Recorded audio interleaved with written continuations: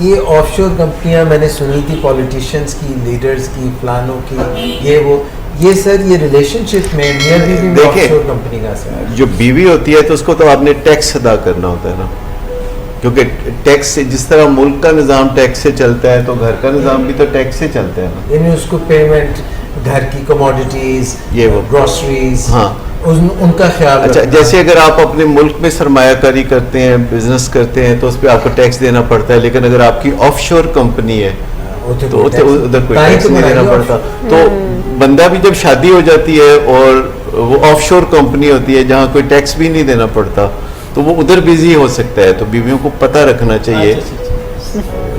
سر یہ نیا کانسیپٹ ہو گیا. پتہ رکھ مطلب ایک دفعہ بیوی کو کال کرنی چاہیے اور پھر کال بیک آئے تو آئے، نہیں آئے تو پھر اس پہ بات ہونی چاہیے. اتوار کی دوپہر کو جب راوی چین لکھتا ہے تو بیٹھ کے کہتے ہیں کہ یہ بات کرنی ہے کہ آپ وہی حضرت ہیں.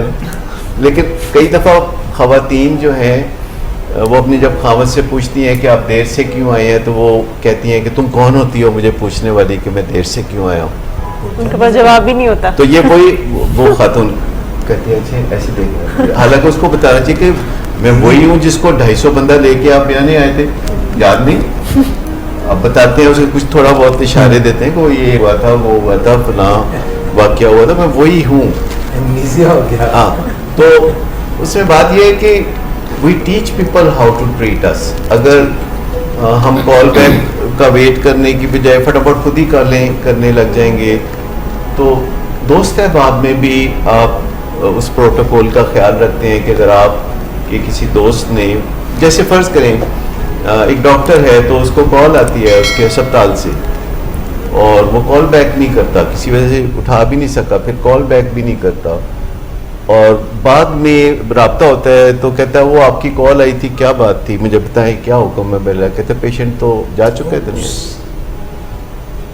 بعض اوقات اسٹچ ان ٹائم نہیں ہوتا تو پھر آپ کو بڑے ٹانکے لگانے پڑتے ہیں اور بعض اوقات جتنے چاہے ٹانکے لگائیں تو جو بریچ ہوتا ہے اس کو آپ رفع نہیں کر سکتے. تو دوست احباب میں گھر کے لوگوں کے ساتھ سب سے پہلی بات یہ ہے کہ جو آپ کے قریب کے لوگ ہیں، آپ کے گھر کے لوگ ہیں، ان کو اہمیت دینا، ان کو ٹیکن فار گرانٹیڈ نہ لینا، یہ نہ سوچنا کہ یہ کون سا کہیں بھاگے جا رہے ہیں.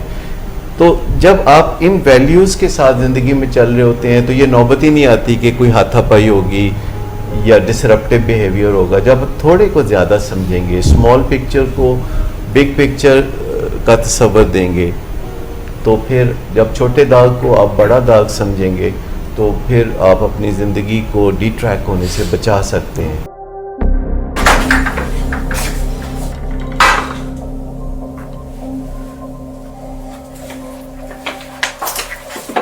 آج پھر بھی کرایا نہیں تو ان بچوں کا ہی خیال کر لو. بند کرو تم اپنی بکواس. لیکن تم اپنی گھٹیا کو تو سے باز مت آنا. تم ہو ہی گھٹیا انسان. تم ہوتی کون ہو مجھے روکنے والی؟ تمہارے باپ کے بال کی پیتا ہوں کیا؟